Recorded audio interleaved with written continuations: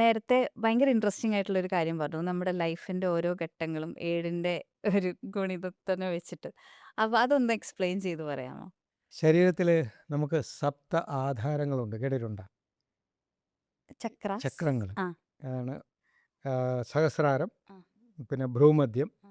വിശുദ്ധി, ആ. പിന്നെ അനാഹതം, ഉം. ആ, മണിപുരകം, സ്വാധിസ്ഥാനം, ഉം. പിന്നെ മൂലാധാരം. ഉം. ഇങ്ങനെ 7 ആധാരങ്ങളാണ്. ഈ 7 ആധാരങ്ങളിലായിട്ടാണ് 7 ശക്തികൾ പ്രവർത്തിക്കുന്നത്. അത് ശരീരത്തിലെ മെയിൽ എനർജി സഹസ്രാരത്തിലും ഉം. ഫീമെയിൽ എനർജി മൂലാധാരത്തിലും. ഇതിനെയാണ് ശിവനും ശക്തിയുമെന്ന് തന്ത്രയോഗത്തിൽ പറഞ്ഞിരിക്കുന്നത്. ഓഹോ. നാം കഴിക്കുന്ന ആഹാരം, വെള്ളം, ചൂട്, വായു, ശബ്ദം, ഉം. ഇങ്ങനെ 5 ശക്തികൾ 5 ആധാരങ്ങളിലായിട്ട് പ്രവർത്തിക്കുന്നുണ്ട്. അപ്പോൾ ടോട്ടൽ 7. ഉം. ആയുർവേദത്തിൽ സപ്തധാതുക്കൾ: ഉം. രസം, രക്തം, മജ്ജ, മാംസം, അസ്ഥി, മേധസ്, ശുക്ലം. ഇങ്ങനെ 7 തലങ്ങളിലായിട്ടാണ് ഈ എന്താണ് പ്രൊഡക്ഷൻ ഉം. അല്ലെങ്കിൽ മാനേജ്മെൻറ്റ് നടക്കുന്നത്. ഉം. പിന്നെ ഒരു കുട്ടി ജനിച്ചു കഴിഞ്ഞാൽ ഇവൻ 1 വയസ്സ് മുതൽ 7 വയസ്സ് വരെ ഇവനോ ഇവളോ ഉം. ആണായാലും പെണ്ണായാലും ഉം. അവർ കുട്ടിയാണ്. ശ്രദ്ധിച്ച് നോക്കിയാൽ അറിയാം. 7 വയസ്സ് കഴിഞ്ഞ് അടുത്ത 14 വയസ്സിനകത്ത് 7ൻ്റെ രണ്ടാമത്തെ ഗുണിതത്തിനകത്ത് ആൺകുട്ടി ആണായും ഡിക്ലെയർ ചെയ്യും. അവന് ഇറക്ഷൻ ഉണ്ടാകും, ഈ ആഡംസ് ആപ്പിൾ ഉണ്ടാകും, ഉം. മീശയുടെ ചെറിയ ലൈനൊക്കെ കണ്ടു തുടങ്ങും. പെൺകുട്ടി പ്യൂബർട്ടി ഡിക്ലെയർ ചെയ്യും. യെസ്. അപ്പോൾ ആണുമായി പെണ്ണുമായി. പക്ഷെ അഡോളസൻസ് ചെയ്യാണ്. അടുത്ത ഗുണിതം ഏതാ? 21. 21. 99% കുട്ടികളും അല്ലെങ്കിൽ വ്യക്തികളും ഈ ഓപ്പോസിറ്റ് സെക്സുമായിട്ട് ഒരു അടുപ്പം ഉണ്ടാകും, ഇന്ററാക്ഷൻ. ആ. ഇൻ്ററാക്ഷൻ ഉണ്ടാകും. ഇണയെ അന്വേഷിക്കുന്ന സമയമാണ്. ആ യെസ്. സമയത്താണല്ലോ പ്രേമം അതെ. കാര്യങ്ങളൊക്കെ നടക്കുന്നത്. എന്നിട്ട് അടുത്ത 28, അതായത് 4-ാം ഗുണിതം എന്ന് പറയുമ്പോൾ മനസ്സ് പ്രായപൂർത്തിയാവുന്ന സമയമാണ്. ഇതൊരു വളരെ തന്ത്രപരമായ ഘട്ടമാണ്.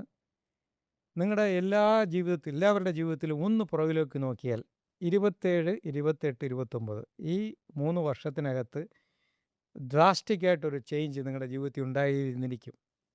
യെസ്. പിന്നെ ഇത് ചിന്തിച്ച് നോക്കിയാൽ ഈ 28 വയസ്സിനകത്ത് ഞാൻ പിന്നീട് പഠിച്ചും ചിന്തിച്ചും വന്നപ്പോഴാണ് നമ്മൾ കഴിഞ്ഞ ജന്മം ഉപേക്ഷിച്ചു പോയ എല്ലാ മോളിക്യൂൾസും ഈ 28 വർഷം കൊണ്ട് നാം തിരിച്ചു പിടിക്കും. അതാണ് വളർച്ച പൂർണ്ണമാകുന്നത്. നമ്മൾ മരിക്കുമ്പോൾ ദേഹം മണ്ണിലേക്ക് പോകും, അല്ല അഗ്നിയിലേക്ക് പോകുമല്ലോ.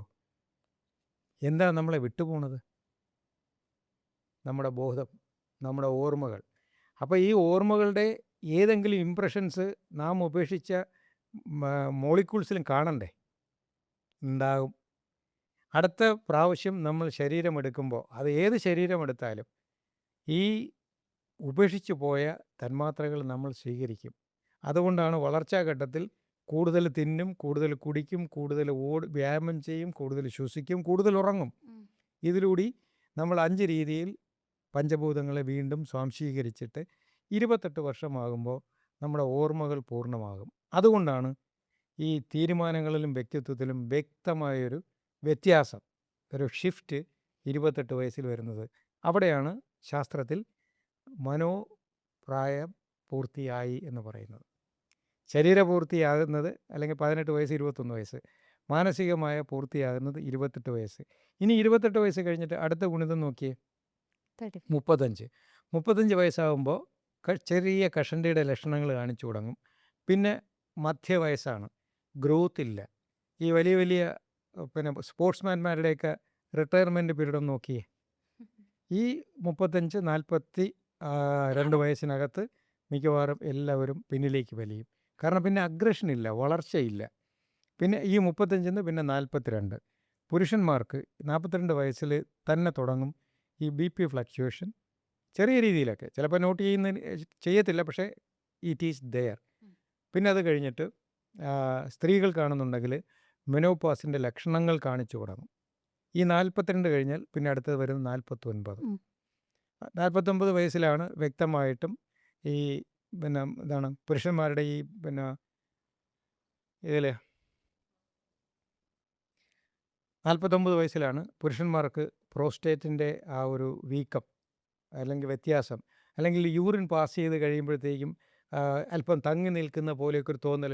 ഡോക്ടറെ അടുത്തൊക്കെ ചെന്ന് പറയും, "ഡോക്ടറെ ഒരു ചെറിയ പെയിനുണ്ട്" എന്നൊക്കെ പറയുന്നത് ഇതിൻ്റെ ലക്ഷണമാണ്. ആ പ്രായത്തിൻ്റെ ആ ഒരു തളർച്ച തുടങ്ങുന്ന സമയമാണ്. സ്ത്രീകൾക്കും ഡിപ്രഷനോ അല്ലെന്നുണ്ടെങ്കിൽ ഈ ഹോട്ട് ഫ്ലാഷ് എന്നോ അങ്ങനെയൊക്കെ പറയുന്ന ഒരുപാട് ഹോർമോണൽ ഇംബാലൻസ് വരുന്ന സമയമാണ്. മെനപ്പോസുമായി ബന്ധപ്പെട്ട് അല്ലേ? യെസ്. പിന്നെ 49 കഴിഞ്ഞാൽ പിന്നെ 56. 56 വയസ്സിൽ ഗവൺമെൻറ്റിൽ റിട്ടയർ ആവും. അതായത് ഏകദേശം ലൈഫ് ജേണി പൂർത്തി ആയി എന്നാണ്. പിന്നെ വരുന്നത് എത്രയാണ്? 62. ഇങ്ങനെ അങ്ങോട്ട് ഗുണിതങ്ങൾ നോക്കിയാൽ ഓരോ 7ൻ്റെ ഗുണിതങ്ങളിലും സിഗ്നിഫിക്കൻറ്റ് ചേഞ്ചസ് നമുക്ക് നോട്ട് ചെയ്യാൻ പറ്റും. ഇതിൻ്റെ ഇംപ്രഷൻസ് എല്ലാം കിടക്കുന്നത് നമ്മുടെ ഈ 7 ആധാരത്തിലാണ്. ഈ 7 ആധാരങ്ങളും നമ്മുടെ പ്രപഞ്ച ശക്തികളുമായിട്ട് ബന്ധപ്പെട്ട് കണക്റ്റ്. കിടപ്പുണ്ട്. അപ്പോൾ അത് ഓരോന്നും നമുക്ക് അങ്ങനെ മനസ്സിലാക്കണമെങ്കിൽ ആഴത്തിലേക്ക് ശ്രദ്ധ കൊണ്ടുപോകണം. അല്ലാതെ നമ്മൾ ബാഹ്യമായിട്ട് എത്ര ശ്രമിച്ചാലും ഈ തരം അനുഭവങ്ങളെ നമുക്ക് വ്യാഖ്യാനിക്കാൻ കഴിയില്ല. അത് അനുഭവമായും ഒരു ആനന്ദമായും നിൽക്കും. പക്ഷേ ഈ അനുഭവവും ആനന്ദവുമാണ് നമുക്ക് ഏറ്റവും നല്ല സംതൃപ്തിയും ധൈര്യവും നൽകുന്നത്.